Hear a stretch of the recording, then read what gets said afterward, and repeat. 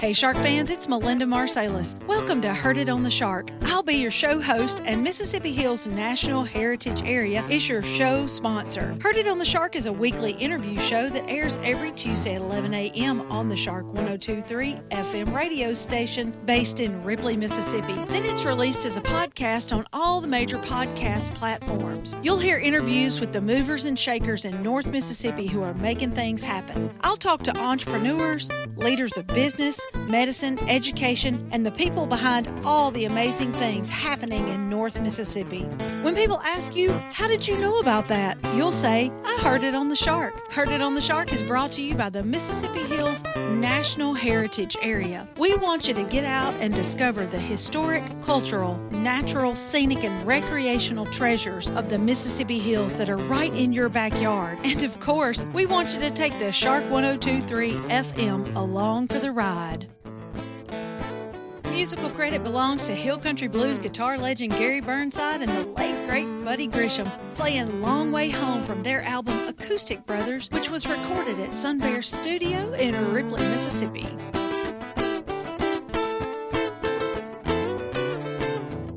This program was recorded at Sun Bear Studio in Ripley, Mississippi. Hey, y'all, the Shark 102.3 has a YouTube channel that you can find by searching Shark 1023 TV. We like to house some of our interviews, live events, and video commercials there. Now, my father-in-law passed away in November, and his organization with his estate really made it easy for us to take over his affairs. And I've learned a lot about all the hundreds of details and decisions that have to be made when a loved one passes away. That experience inspired me to do a series of interviews on our YouTube channel that explores some of those decisions. I'm going to be calling on experts to talk about their experiences and asking for their advice. I started with Tippah County's attorney Bart Adams, and what follows here today is an excerpt of our conversation about what happens to minor children when their parents die. I was very grateful to Mr. Adams for the advice that he offered. Now here's the excerpt. Let's take a situation where your parents are 35 years old. Odds are they're going to be fine for a long time. Sure. But you have underage children, minors. What if they did die with minor children? What happens? If they don't have a will, there's no will, the state of Mississippi will step in and A, provide a will for them. But B, those kids become wards of the state. You don't want that. And technically, they will become a ward of the state for a short period of time anyway, until somebody steps in to try to get custody or guardianship or something of that nature. In anybody's will that has children, I advise them to put who they want to have their children stay with after their death. That is not a final say-so. That's something that I have to make clear to people is just because you say you want your sister to have your kids when you pass away doesn't necessarily mean that's the case. Your preference has to be ratified by a chancellor. Your sister would have to walk into a courtroom and say, Judge, I want my sister's kids. My sister left me her kids, or at least proposed that I be the guardian. I want to make that happen. So there's still some legal hoops that have to be jumped through to get there. So when you put it in your will, that doesn't necessarily mean that's going to happen if the person is deemed by the courts to be unfit. That's right, yeah. I mean, a lot of times, unfortunately, you have people that later in life become drug addicts, alcoholics, mentally disabled, whatever the problem is. Moved away. They've moved, and it's not a practical solution anymore. There may be somebody else more fit, more suitable to have that child. And the courts get to decide that. That's right. Okay, but having a will helps the court to know what your wishes were. Absolutely. Okay. Does. As part of that process, you're going to establish what we call a testamentary trust, so that anything you leave to a minor, you can't give it to a 12-year-old kid. It's got to be left in trust so that somebody's overseeing that money. Then you need to name somebody who would manage that trust. And does it have to be the same person that you leave the children? It absolutely does not have to be the same person. Okay. It's not uncommon at all that we leave one person over the kids and one person over the money. There's good and bad to that. There's a checks and balances there. You need to name the person who's going to be over the money, whatever money you have, or the sale of your house and your car, whatever, who will manage that. Then say whoever the children are going to live with. And can you say in your will, I expect the money that I leave to be used used for their benefit? Yeah. So when you create this testamentary trust, you get to make all the rules. The state of Mississippi provides certain rules that are there. If you want to modify those, you can. You can put as much restriction or as much freedom on the trustee as you want to have. Typically, they're allowed to spend that money for the care and maintenance of those children so that they get to make sure they have a roof over their head, make sure they have school clothes, make sure tuition is paid if they're going to college or if they're going to a private school. All that type stuff is there. Because you've written out and said what your wishes are. You know, there's as many people that are in merged families as not. Sure. And so there's almost always going to be stepmothers, step-grandmothers. What if the parents say in their will that they wish their children to be raised by this brother and another grandmother says, nope, I think that they should come with me? What happens then? Well, if one of the two natural parents is alive, preference is there. So if I were to pass away and Amy and I were separated, then the preference is that Amy gets the biological parent's going to get the child. In the case of if you and Amy were divorced and married to other people, mm-hmm. and you passed away and the children were living with you, would they naturally then, the stepmother, the woman that you were married to, they would go to back to their biological mother? That's correct. Okay. Yes. The step parent doesn't have any right. Okay.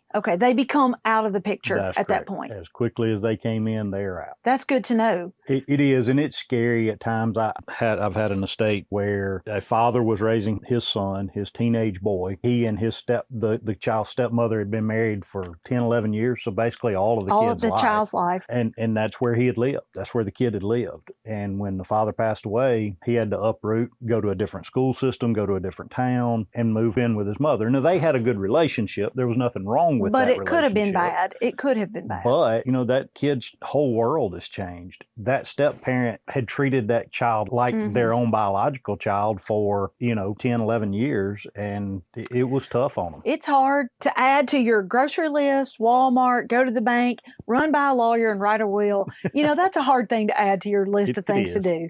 So let's make it easy. Kind of give everybody the idea of what they need to come in knowing. When you get ready to make these decisions, you need to know who you want to give what to.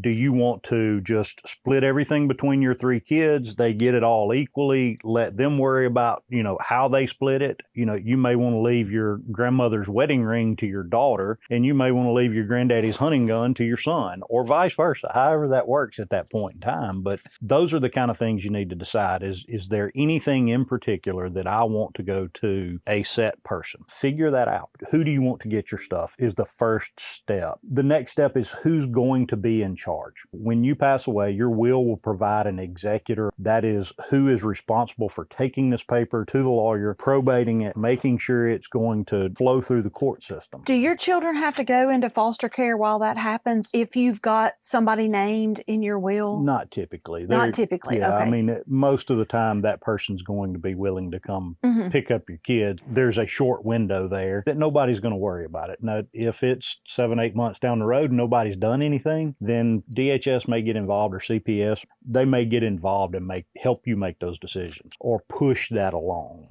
A lot of that problem starts when you start talking about enrolling kids in school. Right. If both parents are passed away, how's the kid going to get in school? You can't go put my child in school. I have to be the one to do that, or I have to show them some guardianship papers in order to enroll my kid. Health cases, Healthcare, somebody has to go to the absolutely. hospital or a doctor, or how does that work? That's right. Yeah, the healthcare professionals aren't going to talk to me about your kid if right. I don't have some legal document doing that. You've got to have who you want to be in charge of the will, getting the legal stuff done, who you want to be in charge of your kids, who you prefer as a guardian. If you're dealing with minor children, who you want to be the trustee. There's pros and cons, just like anything else. If you have separate people, you've got a checks and balances system. If you have separate people and they don't agree, you've got problems. It makes it difficult sometimes if you have custody and Chris were to have the money power. Mm-hmm. You and Chris y'all aren't married, you don't live there, mm-hmm. You don't live together. Well, you want to go buy school clothes and Chris says, they got good clothes from the summer. We're not going to do that. Kind of put yourself in a pickle. Even if y'all agree, a lot of times just the linking up and making it happen is difficult. So you got to kind of be careful about that. This is all for worst case scenario. Yes, worst case scenario. That's right. Gosh, there's so much to think about, isn't there? There really is. When you get into this, there's so many details that matter. I really encourage people to sit down with a lawyer.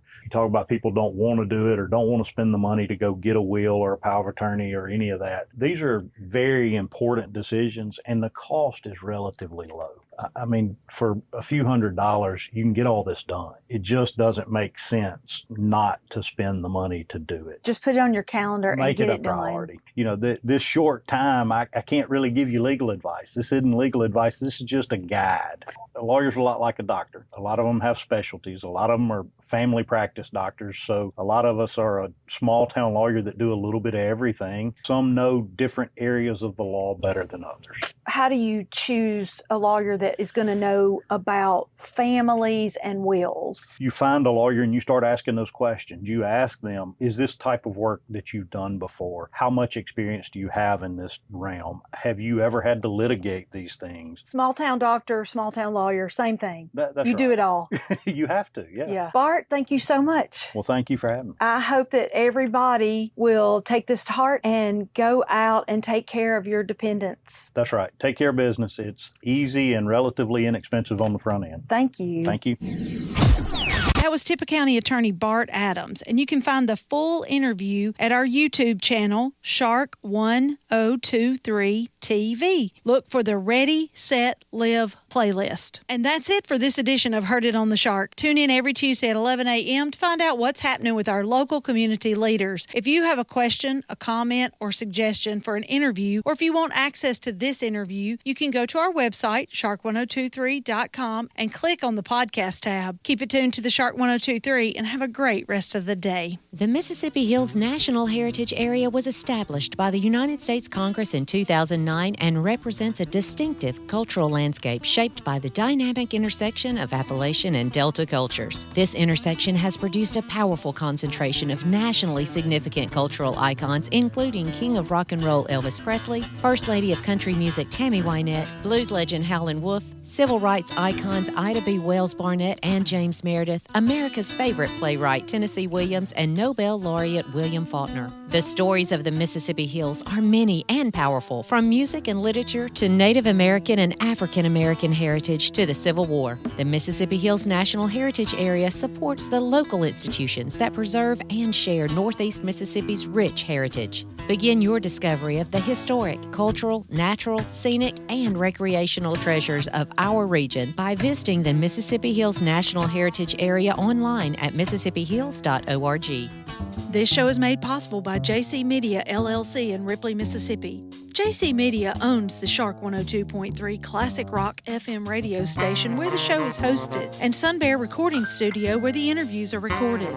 We need your feedback and support. If you listen to the podcast on a player like iTunes, Google Podcasts, or Amazon Music, please subscribe to the show and leave us a review. We also have an email in which you can share your feedback. That email is theshark1023@gmail.com.